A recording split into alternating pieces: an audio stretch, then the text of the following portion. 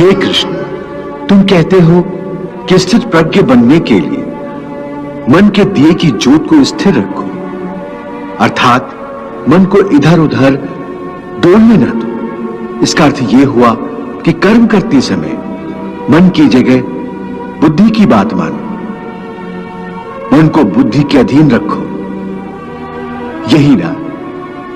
नहीं अर्जुन, केवल बुद्धि पर भरोसा करने में भी खतरा है, इसलिए कि विनाश काल आने पर तो मनुष्य की बुद्धि भी भ्रष्ट हो जाती है।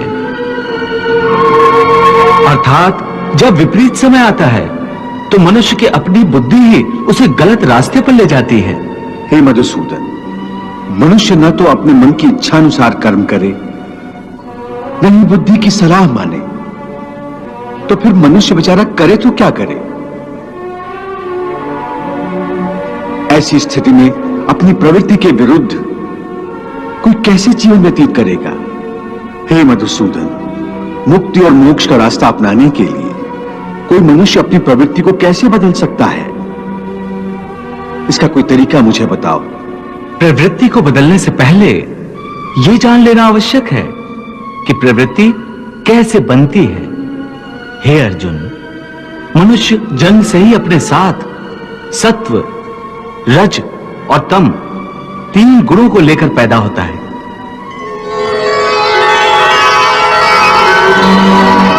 इस सृष्टि की रचना इन्हीं 3 गुणों के आधार पर की गई है। इस त्रिगुणात्मक सृष्टि में रहने वाले समस्त प्राणियों में तीनों गुण विद्यमान होते हैं, परंतु हर प्राणी के अंदर इन तीनों में से कोई न कोई एक गुण अधिक प्रधान होता है, और जिस गुण की प्रधानता अधिक होती है उस प्राणी का चरित्र वैसा ही बन जाता है। रजोगुण प्रधान पुरुष को ऐश्वर्य, ठाट बाट और राजपाट की लालसा होती है।